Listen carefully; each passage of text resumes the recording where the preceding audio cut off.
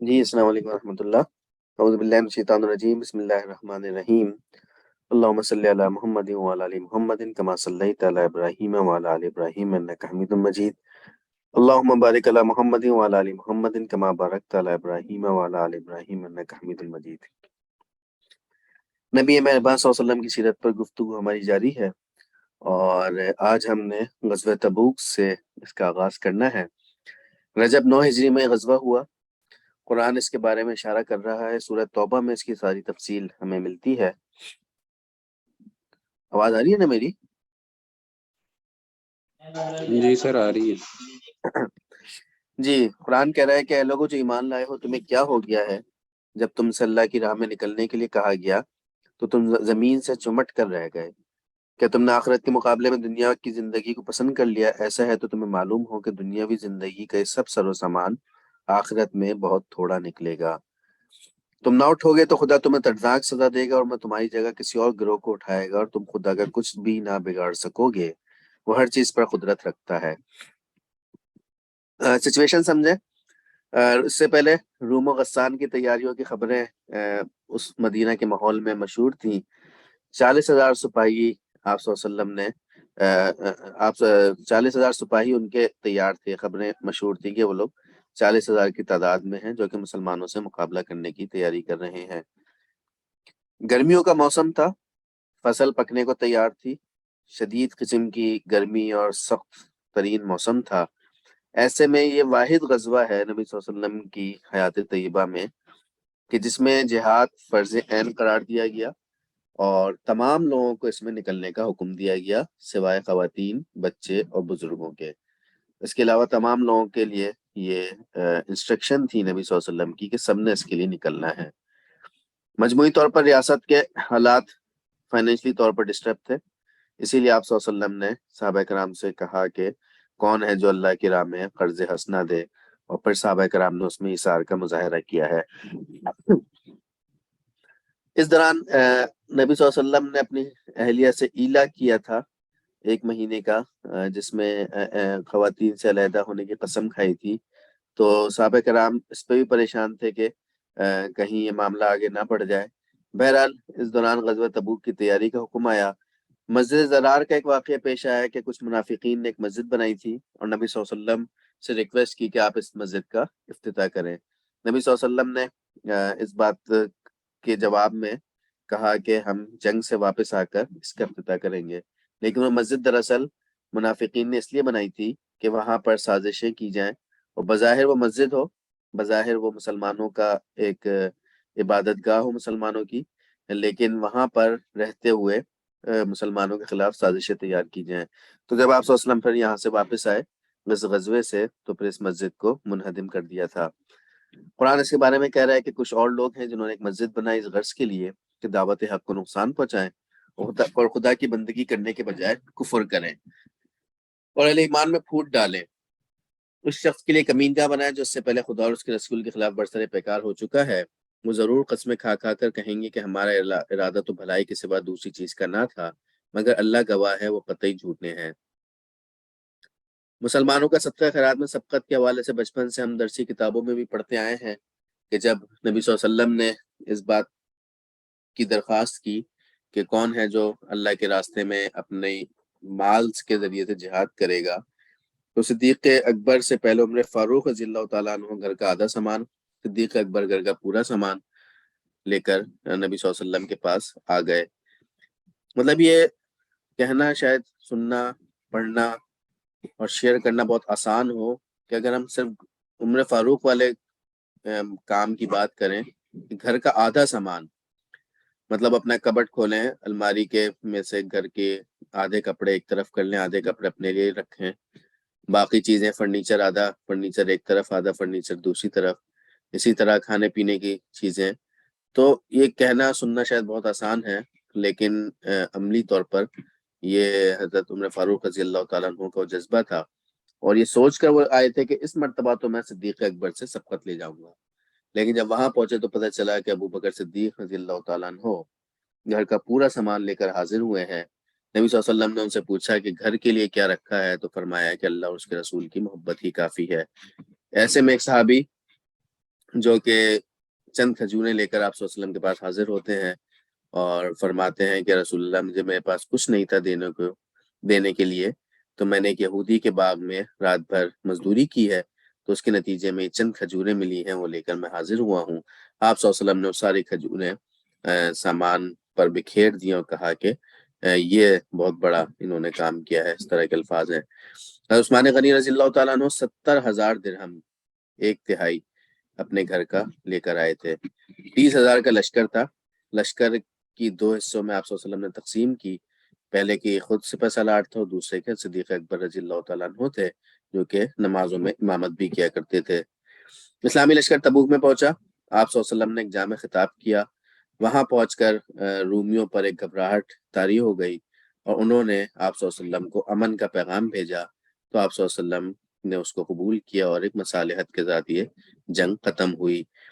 تقریباً 1 مہینہ اس پورے پروسیس میں لگا تھا، اور اصل میں جنگ تو آفیشیلی نہیں ہو سکی، ظاہر سی بات امن قائم ہو گیا، پروانہ امن اور مصالحت ہو گئی، ایگریمنٹ ہو گیا، لیکن اس جنگ سے وابستہ واقعات کی بڑی اہمیت ہے جس کی طرف قرآن بھی اشارہ کر رہا ہے۔ مدینہ واپس آئے، واپسی پہ 12 منافقین نے نبی صلی اللہ علیہ وسلم پر کو قتل کرنے کی کوشش کی، اور نقاب پوش تھے وہ، اور آپ صلی اللہ علیہ وسلم کی حفاظت کے لیے حذیفہ بن یمان رضی اللہ تعالیٰ عنہ موجود تھے۔ یہ ان کے پیچھے گئے تو بہرحال وہ مسلمانوں کے اندر ہی شامل ہو گئے اور پتہ نہیں چل سکا کہ وہ اصل میں کون تھے۔ آپ صلی اللہ علیہ وسلم نے ان 12 منافقین کا نام حذیفہ بن یمان رضی اللہ تعالیٰ عنہ کو بتا دیا، اور حذیفہ بن یمان رضی اللہ تعالیٰ عنہ کو اسی لیے رازداران نبوی کہا جاتا ہے۔ آپ صلی اللہ علیہ وسلم کا ضرب بھی دیکھیے کہ وہ منافق جو آپ صلی اللہ علیہ وسلم کو نعوذ باللہ قتل کرنے کی کوشش کر رہے ہیں، ان کو بھی ایکسپوز نہیں ہونے دیا، صرف ایک صحابی کو ان کا نام بتایا اور ان کو بھی نام بتانے کو منع کر دیا تھا۔ عمر فاروق رضی اللہ تعالیٰ عنہ کا خوف آخرت، خوف خدا ملاحظہ کیجئے۔ حذیفہ بن یمان رضی اللہ تعالیٰ عنہ سے پوچھتے رہتے تھے کہ حذیفہ مجھے بتائیے کہ کہیں میرا نام تو ان میں شامل نہیں ہے، تو حضرت حذیفہ رضی اللہ تعالیٰ عنہ نے منع کیا کہ مجھے نبی صلی اللہ علیہ وسلم نے منع کیا ہے، تو لہٰذا میں کچھ آپ کو نہیں بتا سکتا۔ پھر حضرت عمر رضی اللہ تعالیٰ عنہ آبزرو کرتے رہتے تھے کہ کون افراد مدینہ میں جن کا انتقال ہو اور آپ صلی اللہ علیہ وسلم اور حذیفہ بن یمان کن کے جنازے میں شریک نہیں ہوا کرتے، تو اس کا خیال رکھتے تھے اور اس کی گنتی کیا کرتے تھے۔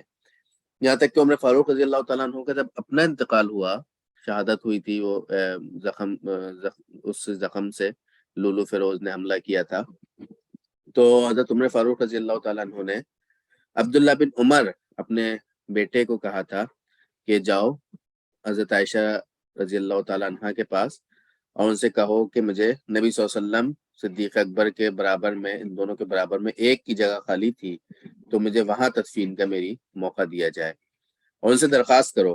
اور یہ کہا تھا کہ جا کر یہ نہیں کہنا کہ امیر المومنین نے کہا ہے، بلکہ یہ کہنا ہے کہ عمر فاروق رضی اللہ، مطلب عمر فاروق نے بات کہی ہے، تاکہ امیر المومنین کہو گے تو وہ حکم سمجھیں گی، لیکن یہ حکم نہیں ہے بلکہ درخواست ہے، اگر وہ منع کر دیں تو مجھے عام مسلمانوں کے قبرستان میں دفن کر دینا۔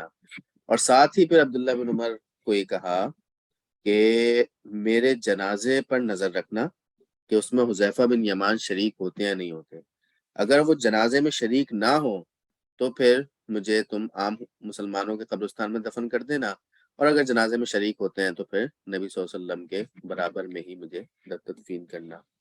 تو حضرت عائشہ رضی اللہ تعالیٰ عنہ نے اجازت دے دی تھی، بلکہ کہا تھا کہ میری خواہش تھی کہ یہ میرے لیے جگہ ہو، لیکن عمر اگر یہ اجازت مانگتے ہیں تو میں ان کے لیے یہ جگہ دے دیتی ہوں۔ مخلفین کا 50 روزہ بائیکاٹ۔ یہ مخلفین وہ صحابہ کرام تھے جو سستی کی وجہ سے نہیں نکل سکے، باقی تمام مومنین اس جنگ میں شریک ہوئے ہیں۔ جو لوگ شریک نہیں ہوئے اس میں سے بہت سے منافقین تھے، بہانے بناتے تھے، گرمی ہے، ایک دوسرے کو کہتے تھے کہ یار دیکھو اتنی گرمی ہے، فصل پکنے کو تیار ہے، کہاں نکل رہے ہو؟ قرآن اس کا جواب دے رہا ہے کہ اشد حرا، یہ جو جہنم کی آگ ہے، قل نار جہنم اشد حرا، جہنم کی آگ اس سے زیادہ سخت ہے، اس سے زیادہ گرمی ہوگی، تو لہٰذا جب یہ حکم آیا تو نکلو اس کے لیے. تو کچھ وہ تو منافقین تھے، ان کو تو کچھ نہیں کہا گیا، ظاہر سی بات ہے نبی صلی اللہ علیہ وسلم کو علم تھا اس کا. لیکن یہ 3 مومنین ایسے تھے کہ جو صرف اس چکر میں پیچھے رہ گئے کہ کل نکلیں گے، پرسوں نکلیں گے، ابھی تو قافلہ ذرا سا آگے گیا ہوگا، میرا گھوڑا تیز ہے، میں تیزی سے نکل جاؤں گا، یہ سوچ کر ڈیلے کرتے رہے اور پھر وہ جنگ میں شریک نہیں ہو سکے.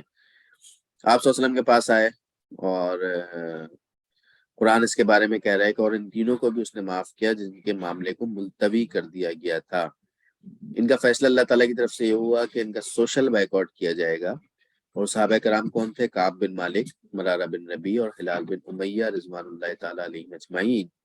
اور ان کا سوشل بائیکاٹ کیا گیا، اور اتنا سخت سوشل بائیکاٹ تھا کہ ان کے گھر والے ان سے بات نہیں کرتے تھے، بازار میں نکلتے تھے کوئی ان سے بات نہیں کیا کرتا تھا.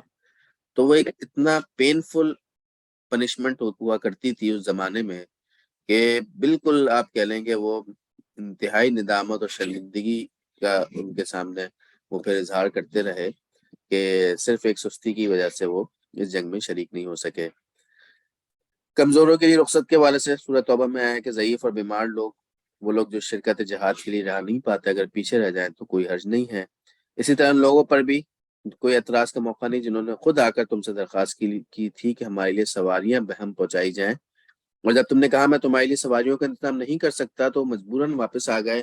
اور حال یہ تھا کہ ان کی آنکھوں سے آنسو جاری تھے اور انہیں اس بات کا بڑا رنج تھا کہ وہ اپنے خرچ پر شریک جہاد ہونے کی طاقت نہیں رکھتے. غزوہ تبوک نبی صلی اللہ علیہ وسلم کی حیات طیبہ کا آخری غزوہ تھا. اس کے بعد میں نے ایک سلائیڈ یہاں شامل کی، اسلام کا تصور جہاد.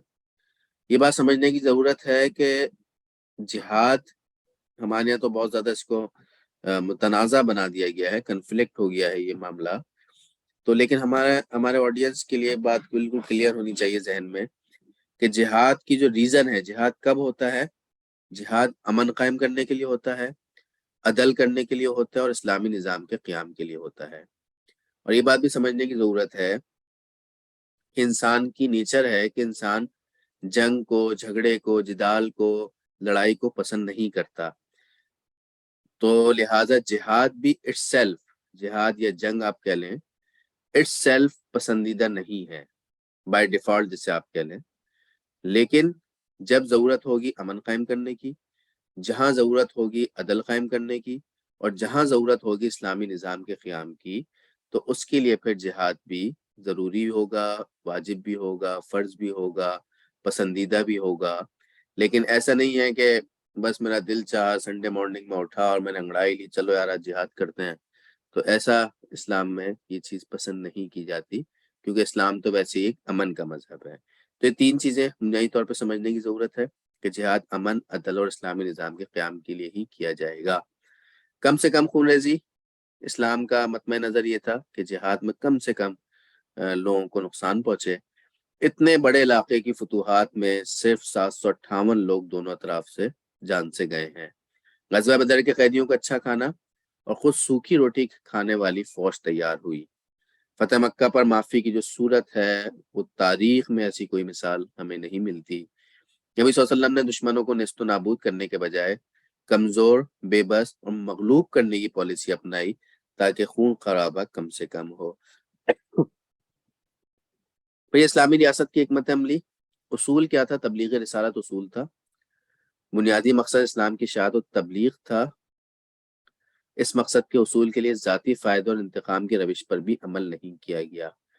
اندرونی استحکام، قبائلی تعصب کا خاتمہ کیا، اطراف کے قبائل سے دوستی کی، جو مسلمان ہو وہ عزت کر کے مدینہ آ جائے اس بات کا اعلان کیا. انسانی خون کی حرمت کا اتنا خیال رکھا کہ 10 سال میں 10 لاکھ مربع میل کا علاقہ فتح ہوا. دشمن کے ماہانہ 2 سے بھی کم آدمی قتل ہوئے. فنون حرب کی ترقی، فنون حرب میں کمال حاصل کیا. نماز کے ذریعے سے صف بندی سکھائی، روزے کے ذریعے بھوکا اور پیاسا رہنے کی ٹریننگ دی، حج کے ذریعے بے-آب و گیا صحرا میں رہنے کی ٹریننگ دی. منجنیق کا استعمال آپ صلی اللہ علیہ وسلم نے صحابہ کرام کو باقاعدہ اس کی ٹریننگ لینے کے لیے بھیجا تھا. خبر رسانی اور ناکہ بندی، بدر میں دشمن کی تعداد کا اندازہ لگایا، مکہ پر حملے کی اطلاع دشمن تک پہنچنے سے روکنا، یہ ساری اسٹریٹجی آپ صلی اللہ علیہ وسلم نے کی ہے۔ ایک اور اہم کام کیا، معاشی دباؤ۔ قریش کی معیشت تجارت پر قائم تھی۔ سردیوں میں شام، عراق، فلسطین اور مصر، جن کا راستہ مدینہ اور یمبو سے گزرتا تھا، وہاں سے تجارت ہوا کرتی تھی۔ مجبوراً صحرا سے ہو کر عراق جانے لگے جب وہاں کا راستہ بند کر دیا۔ اسلامی ریاست نجد تک پھیلی تو یہ راستہ بھی ہاتھ سے گیا۔ ثمامہ بن اسال رضی اللہ تعالیٰ عنہ کا تذکرہ کیا تھا کہ جب یہ مسلمان ہوئے تو یمامہ اور بحرین سے غلہ ملنا بھی بند ہو گیا۔ پھر بعد میں آپ صلی اللہ علیہ وسلم نے قریش مکہ کی درخواست پر ثمامہ رضی اللہ تعالیٰ عنہ کو کہا تھا کہ ان کو راستہ دے دیا جائے۔ دشمن سے گھیرنا، قبائل اسلم و خزاع اطراف کے قبائل کی مدد کی، فتوحات کی، معیشت پر کنٹرول کے ذریعے سے ان کو متاثر کیا۔ جنگی حکمت عملی آپ صلی اللہ علیہ وسلم کی اتنی زبردست ہوتی تھی کہ جنگ کے دوران اس کا خیال رکھتے تھے کہ آپ کی جو سائیڈ ہے وہ سورج کے سامنے نہ ہو، یعنی جب جنگ عموماً صبح ہی آغاز ہوتا تھا سورج نکلنے کے بعد، تو سورج آپ کے فرنٹ پہ نہ ہو بلکہ بیک پر ہو۔ تو یہ آپ صلی اللہ علیہ وسلم اس کا خیال رکھتے تھے تاکہ نظر صحیح سے آئے دشمن۔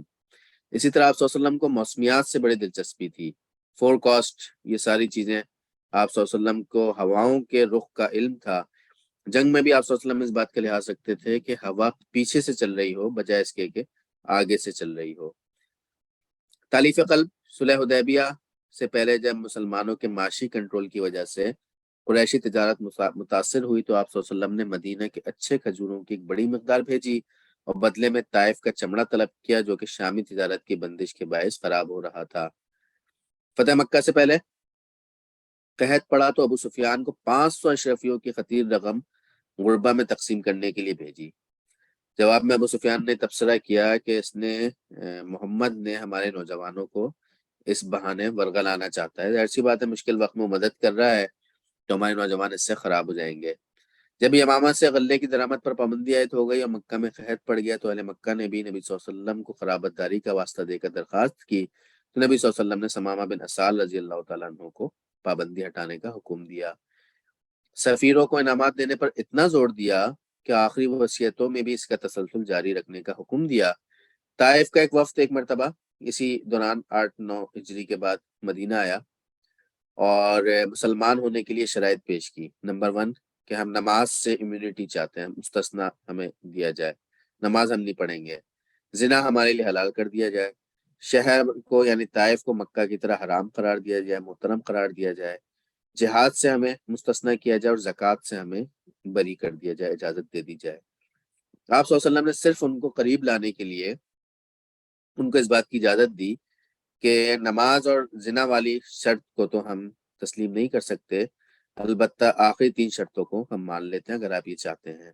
صحابہ کرام بڑے حیران ہوئے کہ یہ کیسے ہوگا۔ آپ صلی اللہ علیہ وسلم نے فرمایا کہ جب ایمان ان کے دلوں میں راسخ ہو جائے گا تو جہاد اور زکوٰۃ پر بھی عمل کر لیں گے۔ عمرو بن العاص کو سردار بنا کر مختلف مہمات میں بھیجا۔ یہ آپ صلی اللہ علیہ وسلم کا ایک اور بڑی اچھی اسٹریٹجی تھی کہ معزز دشمنوں کو جن کی فالوئنگ ہوتی تھی، آج کے الفاظ میں جن کے فیس بک پیجز کے لائکس بہت زیادہ ہوتے تھے، جن کے ٹویٹر کے فالوورز بہت زیادہ ہوتے تھے، جن کے پیچھے عوام چلنا پسند کرتی تھی، ان کو اپنا لیڈر تسلیم کرتی تھی، ان لوگوں کو آپ صلی اللہ علیہ وسلم نے بڑے اعزازات دیے۔ عمرو بن العاص کو سردار بنا کر مختلف مہمات میں بھیجا۔ یہ صلح حدیبیہ کے بعد مسلمان ہوئے ہیں۔ خالد بن ولید بھی صلح حدیبیہ کے بعد مسلمان ہوئے، سیف اللہ کا لقب دے کر سپہ سالار بنا دیا۔ ابو سفیان فتح مکہ پہ مسلمان ہوئے، ان کے گھر کو امن کا گہوارہ قرار دیا اور حنین میں پورے خاندان کو انعام و کرام سے نوازا، جس کا ہم نے تذکرہ کیا تھا پچھلی کلاس میں۔ حاتم طائی کا بیٹا مدینہ آیا تو اس کے لیے چادر بچھائی، ابو ثعلبہ کو روم کی جاگیریں دینے کا وعدہ کیا، تمیم داری کو رضی اللہ تعالیٰ عنہ کو فلسطین کی زمینوں کا وعدہ کیا۔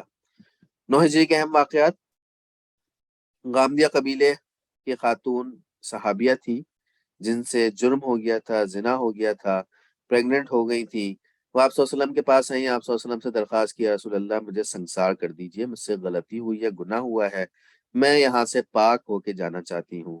آپ صلی اللہ علیہ وسلم نے فرمایا کہ ابھی چلی جاؤ، کہ جب بچہ ہو جائے پھر آ جانا۔ وہ واپس چلی گئی، 10 مہینے کے بعد پھر آ گئی اور پھر کہا کہ یا رسول اللہ مجھے آپ سنگسار کیجئے، میں اس دنیا سے پاک ہو کے جانا چاہتی ہوں۔ آپ صلی اللہ علیہ وسلم نے کہا کہ اس بچے کو ابھی تمہاری ضرورت ہے، ابھی چلی جاؤ، بعد میں آ جانا۔ اگنور کیا، 2.5-3 سال بعد دوبارہ آ گئی اور پھر کہا کہ یا رسول اللہ مجھے آپ سنسار کیجئے۔ پھر آپ صلی اللہ علیہ وسلم نے ان کو سنسار کیا اور صحابہ کرام کے کپڑوں پر ان کے خون کے چھینٹے لگے۔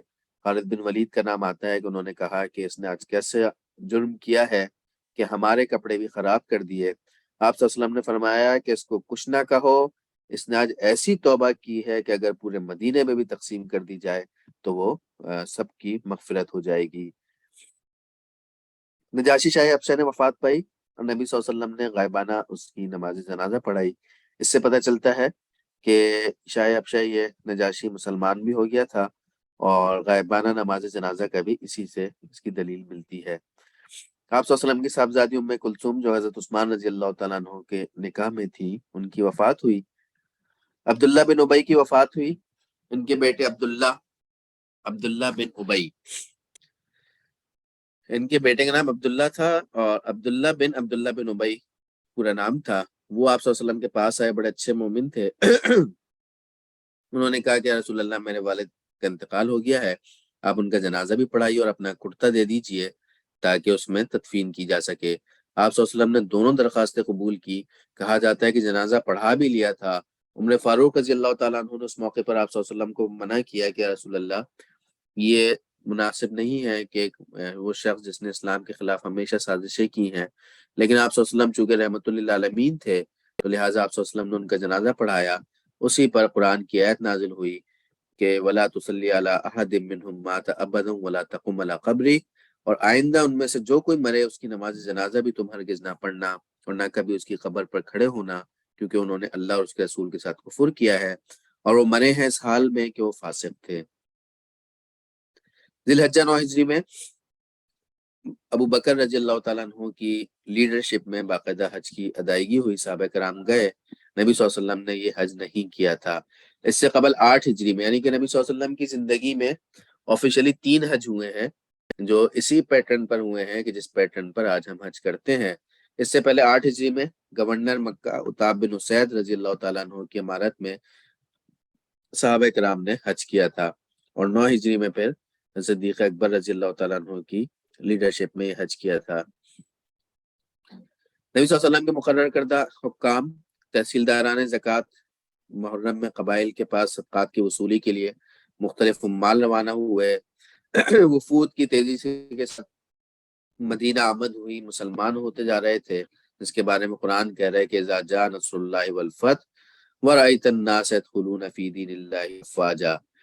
بنو تمیم کا وہ ایک وفد آیا اور نبی صلی اللہ علیہ وسلم کو باہر سے ہی، گھر کے باہر سے اس نے پکارنا شروع کیا، جس کے بارے میں سورہ حجرات میں آتا ہے کہ اے نبی، جو لوگ تمہیں حجروں کے باہر سے پکارتے ہیں ان میں سے اکثر بے عقل ہیں۔ معاملات سمجھے جو مسائل تھے اس وقت کہ تیزی کے ساتھ قبائل مسلمان ہو رہے تھے۔ اب جب اتنے بڑے پیمانے پر لوگ مسلمان ہو رہے ہوں تو ان کی ٹریننگ بڑی ضروری تھی۔ غیر تربیت یافتہ تھے، نہیں پتہ تھا کہ اخلاقی ویلیوز، ایتھیکل ویلیوز کیا ہوتی ہیں۔ اس میں سے ایک قبیلہ یہ بھی تھا، اور یہ جو سورہ حجرات ہے جو کہ 2 رکوع کی صورت ہے، اس میں اسی لیے ساری ایتھیکل ویلیوز بتائی گئی ہیں تاکہ مسلمانوں کو ایک ٹریننگ سے گزارا جائے۔ نجران کا وفد آیا۔ حجاز اور یمن کے درمیان سے 73 بستیاں تھیں، 1,20,000 مرد، 3 سرداروں کی 60 آدمیوں کے وفد کے ساتھ ملاقات۔ آپ صلی اللہ علیہ وسلم نے دعوت دی اور دعوت تھی کہ تمام انبیاء اللہ کے پیغمبر ہیں، انہوں نے اسلام قبول کیا۔ بنو حنیفہ کا ایک وفد آیا، مسلمہ کذاب جو کہ نبوت کا دعویٰ دار تھا وہ بھی اس میں شامل تھا۔ اس نے آپ صلی اللہ علیہ وسلم کی زندگی میں ہی آپ صلی اللہ علیہ وسلم سے مطالبہ کر دیا تھا کہ آپ مجھے اپنا خلیفہ نامزد کر دیں۔ آپ صلی اللہ علیہ وسلم نے انکار کیا۔ واپس جا کر اس نے نبوت کا دعویٰ کیا، باقی وفد مسلمان ہو گیا لیکن یہ مسلمان نہیں ہوا۔ وفد بنی طے، یمن کا ممتاز قبیلہ، حاتم طائی کا بھی اسی سے تعلق تھا، مسلمان ہوئے، نبی صلی اللہ علیہ وسلم نے نام و کرام سے نوازا۔ وفد عدی بن حاتم طائی، نبی صلی اللہ علیہ وسلم نے گھر پر عزت افزائی کی اور فرمایا کہ تم دیکھو گے کہ دولت اتنی ہوگی کہ لینے والا موجود نہیں ہوگا۔ ایک عورت قادسیہ سے بیت المقدس بے خوف و خطر جائے گی اور مسلمان ملک بابل کے سفید قصر فتح کریں گے۔ حضرت علی رضی اللہ تعالیٰ عنہ فرماتے ہیں کہ میں نے ابتدائی 2 پیشن گوئیاں اپنی آنکھوں سے پوری ہوتی دیکھی ہیں۔ وفد بنی سعد بن بکر بے تکلفانہ نبی صلی اللہ علیہ وسلم سے ملاقات کی اور ارکان اسلام کے حوالے سے سوال جواب کیے اور پھر یہ مسلمان ہو گئے۔ عام الوفود 70 سے زائد وفود کا تذکرہ ملتا ہے جس کے بارے میں سورہ نصر نازل ہوئی ہے کہ تیزی کے ساتھ لوگ اسلام کے دائرے میں داخل ہو رہے تھے۔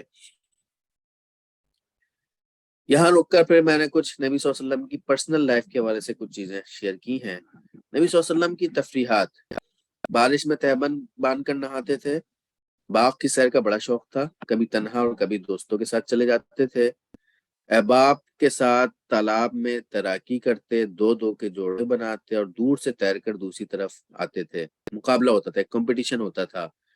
صدیق اکبر رضی اللہ تعالیٰ عنہ کو اپنا ساتھی بنانا پسند کیا۔ کبھی تفریحاً کنویں پر منہ لٹکا کر بیٹھ جاتے، باتیں ہو رہی ہیں، گپے لگ رہے ہیں، پرانی یادیں تازہ ہو رہی ہیں۔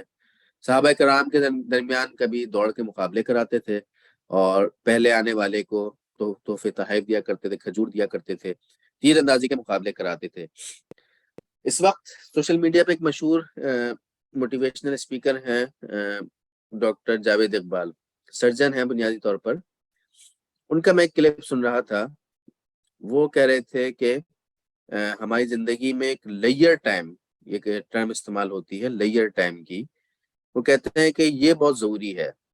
مثال کے طور پر وہ کہتے ہیں کہ ہفتے میں ایک دن، کم از کم ہفتے میں ایک دن، گھنٹہ 2 گھنٹے 4 گھنٹے کے لیے آپ اپنے دوستوں کے ساتھ بیٹھ جائیں، پرانے دوستوں کے ساتھ یا نئے دوستوں کے ساتھ، اور بیٹھ کر صرف بغیر کسی مقصد کے بیٹھیں، گپے لگائیں، پرانی یادیں تازہ کریں اور ہنسی مذاق کریں۔ وہ کہتے ہیں کہ یہ جو ٹائم ہوگا یہ آپ کو پورا اگلا ہفتہ چارج کرنے کے لیے کافی ہوگا، چارج رکھے گا۔ اگلے ہفتے کے بعد پھر آپ یہ کریں، یہ آپ کو بالکل کہہ لیں کہ آپ کے اندر اسپارک پیدا کر دے گا۔ یہ میں ان کی سن رہا تھا، پھر میں نے سیرت کو مزید تفصیل سے پڑھا تو اندازہ ہوا کہ نبی صلی اللہ علیہ وسلم بھی کیا کرتے تھے۔ ہمارے ذہن میں نبی صلی اللہ علیہ وسلم کا ایک خاص پرسیپشن بن جاتی ہے کہ آپ صلی اللہ علیہ وسلم کو جب مشن دیا گیا تو اس کے بعد سے آپ نے مکئی دور میں صرف دعوت و تبلیغ کرتے رہے، ادھر گئے ادھر گئے، اور مدنی دور میں تو ایسا لگتا ہے کہ صرف جنگیں ہی جنگیں کی ہیں۔ تو محض ایسا نہیں ہے، یقیناً یہ بھی ہے، لیکن صرف ایسا نہیں ہے، بلکہ آپ صلی اللہ علیہ وسلم نے ایک نارمل لائف گزاری ہے کہ جو کہ کام لوگوں کے لیے نیڈ ہوتی ہے۔ تو لہٰذا آپ صلی اللہ علیہ وسلم نے یہ لیئر ٹائم بھی گزارتے تھے، جس کی مختلف احادیث میں ملتی ہے۔ کنویں پہ بیٹھے میں، پاؤں لٹکایا ہوا ہے، ساتھ میں صدیق اکبر ہیں، عمر فاروق ہیں، عثمان غنی ہیں، مختلف صحابہ کرام ہیں، باتیں چل رہی ہیں۔ مسجد میں فجر کے بعد اور عصر کے بعد بھی آپ صلی اللہ علیہ وسلم کا یہ معمول تھا، لوگوں سے خواب ڈسکس کرتے تھے، پرانی جاہلیت کے دور کے قصے سنتے تھے، باتیں کرتے تھے، ہنسی مذاق ہوتا تھا۔ تو یہ ایک انسان کی نیڈ ہے، یہ نبی صلی اللہ علیہ وسلم کی سنت ہے، اس پر ہمیں عمل بھی کرنا چاہیے، اور جتنی تفریحات ہو سکتی ہیں وہ کرنی چاہیے، اور نہ صرف پرسنل لائف میں آپ صلی اللہ علیہ وسلم کی یعنی انڈیویجولی بھی، بلکہ آپ کہہ لیں کہ سوشل لائف جو پریکٹیکل لائف کے ساتھ اپنی فیملی لائف کے ساتھ ہوتی ہے، اس کے اندر بھی آپ صلی اللہ علیہ وسلم نے آپ آسان الفاظ میں آؤٹنگ کرائی ہے اپنی فیملی کو۔ تو یہ آؤٹنگ کرانا بھی سنت ہے، لہٰذا آؤٹنگ کرائیے اپنی فیملی کو، خود بھی آؤٹنگ کیجئے، اور سنت سمجھ کے کیجئے، نیڈ سمجھ کے کیجئے کہ آپ کی فزیکل بھی اور آپ کی مینٹلی ہیلتھ کے لیے بھی بہت ضروری ہے کہ انسان آؤٹنگ کرے۔ خوشی کے موقع پر دف بجانا پسند کیا، بچیاں گیت گائیں، پازیٹیو شاعری پسند کی، شعراء کی حوصلہ افزائی فرماتے تھے۔ معاش نبوی، ایک سوال ذہن میں یہ آتا ہے کہ آپ صلی اللہ علیہ وسلم کے فائنینشیل کیا سورسز تھے، وہ ایک میں نے ایک سلائڈ شامل کی ہے۔ جب آپ صلی اللہ علیہ وسلم مدینہ آئے تو بنو نجار کی بستی میں آپ صلی اللہ علیہ وسلم کے ننیالی رشتہ دار ابو ایوب انصاری کے گھر 7 مہینے قیام کیا۔ وہ جو ہم پڑھتے ہیں نا کہ اونٹنی جہاں بیٹھی تھی وہیں آپ صلی اللہ علیہ وسلم نے اسٹے کیا، یقیناً یہ بات بھی تھی، لیکن ابو ایوب انصاری رضی اللہ تعالیٰ عنہ آپ صلی اللہ علیہ وسلم کے دور کے رشتہ دار بھی تھے ننیال کے سائڈ سے، تو لہٰذا وہاں پہ قیام کیا۔ وہاں پر ظاہر سی بات ہے رشتہ داروں کی طرف سے تواضع ہوتی تھی، اسد بن زرارہ، ام عزید بن ثابت، سعد بن عبادہ رضوان اللہ تعالیٰ علیہ مجمعین، ان کی طرف سے کھانے وغیرہ آ جاتے تھے، خدمت ہوتی تھی۔ مسجد نبوی تعمیر ہوئی تو اس کے ساتھ ہی ابتداً 3 حجروں کی تعمیر ہوئی، اور اس میں رہائش آپ صلی اللہ علیہ وسلم نے رکھی۔ نبی صلی اللہ علیہ وسلم اور حضرت سودا، یہ اس وقت آپ صلی اللہ علیہ وسلم کے نکاح میں تھی، آغاز میں، ان کا ایک حجرہ تھا، ام کلثوم اور فاطمہ کا ایک حجرہ تھا، اور ایک کمرہ بعد میں حضرت عائشہ رضی اللہ تعالیٰ عنہا سے جب شادی ہوئی ہے تو ان کے کام آیا۔ گزر بسر کا انتظام، مالدار انصاری صحابہ کرام نے اپنے باغات میں سے کچھ درخت باقاعدہ پوائنٹ آؤٹ کر دیے تھے کہ ان کا پھل نبی صلی اللہ علیہ وسلم کے کو دیا جائے گا۔ آپ صلی اللہ علیہ وسلم نے چند بکریاں خریدی تھی، ان کا دودھ خاندان میں تقسیم ہوتا تھا۔ بعد ازاں ظاہر سی بات ہے بکریوں کی تعداد میں پھر اضافہ ہوتا گیا۔ ایک اونٹنی ہدیے میں ملی، ان کی تعداد میں اضافہ ہوا۔ مال غنیمت میں سے جو ملتا تھا بحیثیت فوجی بھی آپ صلی اللہ علیہ وسلم کو اس کی پرسنٹیج ملتی تھی، اور اسی طرح خمس میں بھی آپ صلی اللہ علیہ وسلم شریک ہوتے تھے۔ ایک سابق یہودی نے اپنے باغوں کی وصیت کی کہ اور 7 باغ آپ صلی اللہ علیہ وسلم کے نام کر دیے تھے۔ مال غنیمت کا 20% حکومت کے حصے میں آتا تھا، وہ آپ صلی اللہ علیہ وسلم کے پاس پورا اختیار ہوتا تھا کہاں استعمال کیا جائے۔ مال فے یہ ہوتا تھا کہ غزوہ بنو نذیر میں یہ ہوا ہے کہ اگر جنگ کیے بغیر دشمن ہتھیار ڈال دے تو اس کے بعد پھر جو بھی زمین ہوگی وہ خراجی زمین اس کا خراج نہیں دیا جائے گا، لیکن تمہیں خراج وہ دیا کریں گے کہ ساری آمدنیاں فے کہلاتی ہیں، جو کہ حکومت وقت جو ریاست ہوگی، گورنمنٹ ہوگی، اس کے پاس پوری اس کی ذمہ داری ہوگی۔ تو یہ مال فے ہوا کرتا تھا۔ ایک پرسپشن یہ ہے کہ آپ صلی اللہ علیہ وسلم نے بہت قسمہ پرسی کی زندگی گزاری ہے۔ دیکھیے یہ بات سمجھنے کی ضرورت ہے کہ مکہ کے اندر تو فائنینشلی طور پر آپ اسٹرانگ تھے، آغاز سے ہی اپنے پیروں پہ کھڑے ہو گئے تھے، بعد ازاں بزنس کام کیا، بزنس میں بہت چمکا، اس میں 4 چاند لگ گئے۔ خدیجہ رضی اللہ تعالیٰ عنہ کے ساتھ شادی کے بعد تو مزید آپ اسٹرانگ ہو گئے تھے، تو ایک اچھی لائف گزاری مکہ کے اندر۔ مدینہ کے اندر ظاہر سی بات ہے، ایک بات یہ بھی مشہور ہے کہ ہم خالیات آئے تھے تمام مسلمان، کچھ یقیناً آئے تھے، لیکن جو بزنس مین طبقہ تھا وہ اس طرح خالی ہاتھ نہیں آیا، بلکہ اس نے یہاں پر آ کر اپنی جو پیسے تھے وہ انویسٹمنٹ کی اور اس کے ذریعے سے بزنس کھڑا کیا، اور یہ ضروری تھا، بہت نیچرل چیز ہے یہ۔ تو آپ صلی اللہ علیہ وسلم نے بھی جو احادیث ملتی ہیں، کبھی فاقے کیے ہیں، وہ یقیناً موجود ہیں، لیکن آپ صلی اللہ علیہ وسلم صدقہ بہت کیا کرتے تھے۔ ایک سوالی آیا اس کو دے دیا، دوسرا آیا اس کو دے دیا، تو لیکن یہ بات سمجھنے کی ضرورت ہے کہ آپ صلی اللہ علیہ وسلم کے فائنینشلی سورسز بھی تھے، اور ایک اچھی لائف آپ صلی اللہ علیہ وسلم نے گزاری ہے۔ ازواج مطہرات، جی یہ ایک پوری سلائڈ شامل کی ہے۔ 15 سال نبوت سے پہلے ہی آپ صلی اللہ علیہ وسلم کی شادی ہوئی، عمر مبارک 25 سال۔ شادی کس سے ہوئی؟ خدیجہ بنت خویلد سے۔ قریشیہ تھیں، بیوہ تھیں، نکاح کے وقت 40 سال عمر تھی۔ 25 سال بعد آپ صلی اللہ علیہ وسلم کی حیات طیبہ میں حضرت خدیجہ رضی اللہ تعالیٰ عنہ کا انتقال ہوا۔ یہاں ایک اور بات سمجھنے کی ضرورت ہے کہ آپ صلی اللہ علیہ وسلم نے اپنی پہلی بیوی کی موجودگی میں دوسری شادی نہیں کی ہے۔ دوسری شادی کب کی؟ جب پہلی کا انتقال ہو گیا۔ اب اس بات سے آپ بالکل واضح مطلب بھی سامنے آ سکتا ہے کہ پہلی بیوی کی موجودگی میں کوئی دوسری شادی آپ صلی اللہ علیہ وسلم نے نہیں کی ہے۔ اور جو 50 سال ہیں، یعنی پہلی بیوی کا انتقال 50 سال کی عمر میں ہوا، آپ صلی اللہ علیہ وسلم کی جب 50 سال عمر تھی، تو پرائم ٹائم جو آپ صلی اللہ علیہ وسلم نے گزارا ہے وہ حضرت خدیجہ رضی اللہ تعالیٰ عنہ کے ساتھ ہی گزارا ہے، جو کہ 2 مرتبہ کی مطلقہ خاتون بیوہ خاتون تھی، ان کے 2 شوہروں کا یک بعد دیگرے انتقال ہوا تھا۔ نبوت کا 10واں سال، آپ صلی اللہ علیہ وسلم کی عمر 50 سال، سودا بنت زمعہ رضی اللہ تعالیٰ عنہ سے شادی کی، قریشیہ خاتون تھی، بیوہ تھی، نکاح کے وقت بھی ان کی عمر آپ صلی اللہ علیہ وسلم کے برابر تھی، 50 سال تھی۔ گھر کی دیکھ بھال کرنا ضروری تھی، اس لیے آپ صلی اللہ علیہ وسلم نے ان سے نکاح کیا ہے۔ ایجڈ خاتون تھی، بڑی میچور خاتون تھی، تو ان سے شادی کے بعد پھر آپ صلی اللہ علیہ وسلم کی بیویوں کی تعداد دوبارہ 1 ہو گئی تھی۔ ایک بات مجموعی طور پہ سمجھنے کی ضرورت ہے، آگے میں تفصیل بتا رہا ہوں، وہ یہ ہے کہ حضرت عائشہ رضی اللہ تعالیٰ عنہ واحد خاتون ہیں جو کہ کنواری تھی، اس کے علاوہ جتنی بھی خواتین ہیں وہ آلریڈی میرڈ تھیں جن سے آپ صلی اللہ علیہ وسلم نے شادیاں کی ہے۔ دوسری بات، آپ صلی اللہ علیہ وسلم کی شادیوں پر دنیا بھر میں مستشرقین نے، غیر مسلم حضرات نے بڑے اعتراضات کیے ہیں کہ کیوں اتنی شادیاں کی، تو اصولی جواب تو یہ ہے کہ 50 سال کی عمر تک تو مزید کوئی شادی نہیں کی، ایک ہی شادی پر گزارا کیا ہے۔ اس کے بعد جتنی شادیاں کی تو عرب کا کلچر سمجھنے کی ضرورت ہے۔ عرب میں کلچر یہ تھا کہ داماد کی بڑی عزت کی جاتی تھی، ہمارے یہاں بھی کسی حد تک ہے، داماد چاہے جیسا بھی ہو، مارتا پیٹتا بھی ہو، خرچہ پانی نہ دیتا ہو، لیکن داماد ہے تو اس کی عزت بڑی کرنی ہے، تو ہمارے یہاں بھی کلچر موجود ہے، تو عرب میں سے زیادہ تھا۔ تو آپ صلی اللہ علیہ وسلم کی جتنی بھی شادیاں ہیں، ان شادیوں کی بڑی حکمت یہ ہے کہ داماد بن جاتے تھے، اور اس کے نتیجے میں وہ قبیلہ اگر پورا مسلمان نہ بھی ہو تو کم از کم دامادی کے احترام میں وہ اسلام کی مخالفت ختم کر دیتا تھا۔ تو ایک بہت بڑی ریزن تھی ان شادیوں کی۔ حضرت عائشہ رضی اللہ تعالیٰ عنہ سے شادی ہوئی 2 ہجری میں، 55 سال آپ صلی اللہ علیہ وسلم کی عمر تھی، کنواری تھی، رخصتی کے وقت 9 یا 16 سال، مختلف روایت آتی ہیں، اختلافی معاملہ ہے یہ، بہرحال بالغہ تھی۔ ابو بکر رضی اللہ تعالیٰ عنہ کے قبیلے بنو تمیم سے اس کی وجہ سے تعلقات بہتر ہو گئے۔ حفصہ بنت عمر 3 ہجری میں شادی ہوئی، 56 سال آپ صلی اللہ علیہ وسلم کی عمر تھی، بیوہ تھی، 18 سال ان کی اپنی عمر تھی۔ حضرت عمر رضی اللہ تعالیٰ عنہ نے مختلف صحابہ کرام سے درخواست کی تھی، پھر آپ صلی اللہ علیہ وسلم نے ان کو رشتہ بھیجا، تو بنو عدی قبیلے سے اس کی وجہ سے تعلقات بہتر ہو گئے۔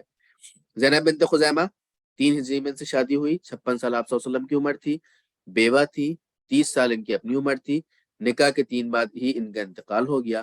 بیوہ کی دلجوئی کرنا مقصود تھی، ان کی شادی سے 4 تعداد ہو گئی، اور پھر جب ان کا انتقال ہوا تو دوبارہ بیویوں کی تعداد 3 رہ گئی تھی۔ 4 ہجری 57 سال عمر ام سلمہ رضی اللہ تعالیٰ عنہ، ایجڈ خاتون تھی، میچور خاتون تھی، بڑی اچھی مشیر رہی ہیں آپ صلی اللہ علیہ وسلم کی، بیوہ تھی، تالیف قلب مقصود تھی۔ ابو جہل کا قبیلہ بنو مخزوم اس کے نتیجے میں مسلمانوں کی مخالفت میں ذرا کم ہو گیا۔ 5 ہجری 58 سال عمر زینب بنت جہش آپ صلی اللہ علیہ وسلم کی فرسٹ کزن، پھوپھیزاد بہن، مطلقہ تھی، 35 سال ان کی عمر تھی۔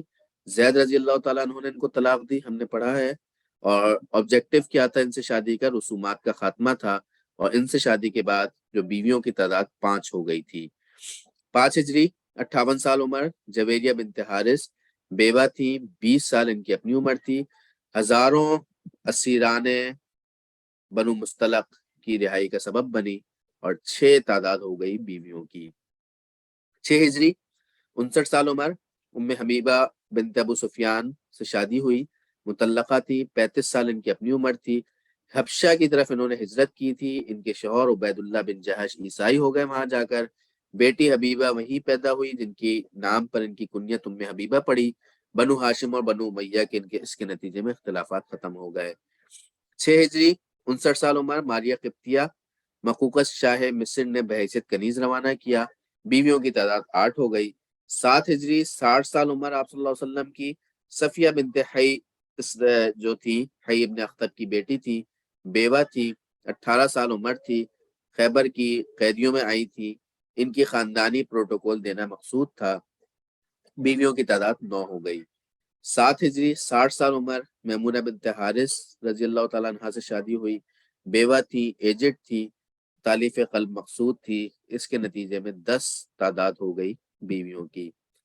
آپ صلی اللہ علیہ وسلم کی بڑی پیاری حدیث ہے، اور میں مشورہ دیتا ہوں کہ اس حدیث کو کسی پوسٹر پر، کسی کاغذ پر لکھ کر اپنے گھر میں لگا دیں۔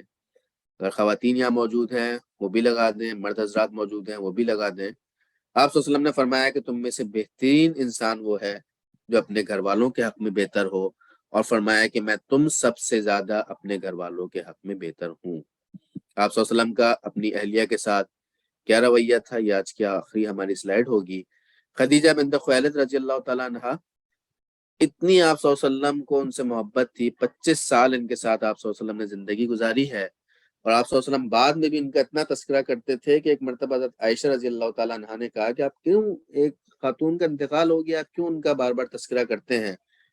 اس کے جواب میں آپ صلی اللہ علیہ وسلم نے فرمایا تھا کہ خدا کی قسم، ہرگز نہیں، خدا نے ان سے بہتر بیوی مجھے نہیں دی۔ خدیجہ اس وقت مجھ پر ایمان لائیں جب لوگ مجھ کو جھٹلاتے تھے، اور انہوں نے اس وقت مجھے اقامت دین کی خاطر اپنا مال دیا جب لوگ مجھے مال دینے کے لیے تیار نہ تھے۔